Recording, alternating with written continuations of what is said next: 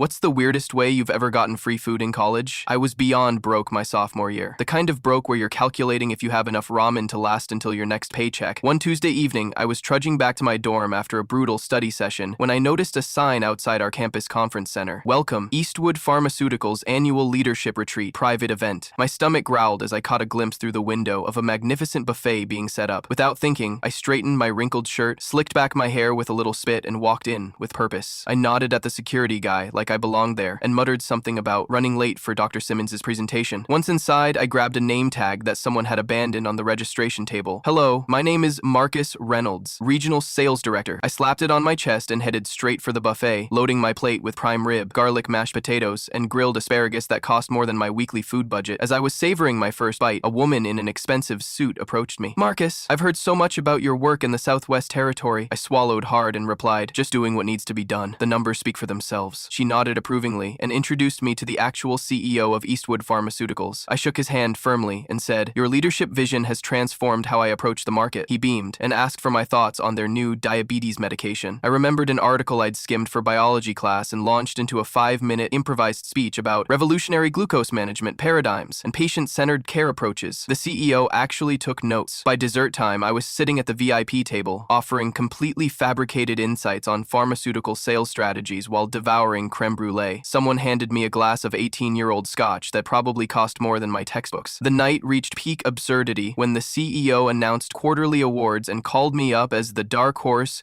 who's revolutionizing our Southwest approach. I accepted a crystal trophy, while 30 executives gave me a standing ovation. I mumbled something about team efforts and synergistic methodologies. As the event wound down, the CEO pressed his business card into my hand and said, "Call me tomorrow. We need to fast-track you to the executive team." I nodded solemnly, pocketed 3 chocolate truffles, and slipped out with my trophy and a doggy bag of leftovers. The next morning, my roommate found me eating gourmet leftovers while staring at the trophy and business card. "Dude, what happened last night?" I showed him the card and said, "I think I just got offered a 6-figure job selling diabetes medication." We laughed until we cried. I never called the CEO, but I did eat like royalty for 3 days. The crystal trophy still sits on my bookshelf, and whenever anyone asks about it, I just say it's for excellence in pharmaceutical sales strategy, which technically isn't a lie. Sometimes I wonder what would have happened if I'd actually called him back and tried to bluff my way into a career. Maybe in some alternate universe, Marcus Reynolds is now a pharmaceutical executive who started his career with nothing but hunger and audacity. Reflecting on that surreal night, I realize how desperation can intersect with opportunity to create moments of pure serendipity. Each food-dilled bite and spontaneous accolade shaped my journey, reminding me that even in the darkest times, a spark of boldness can open doors to unimaginable futures. A moment of pure awe.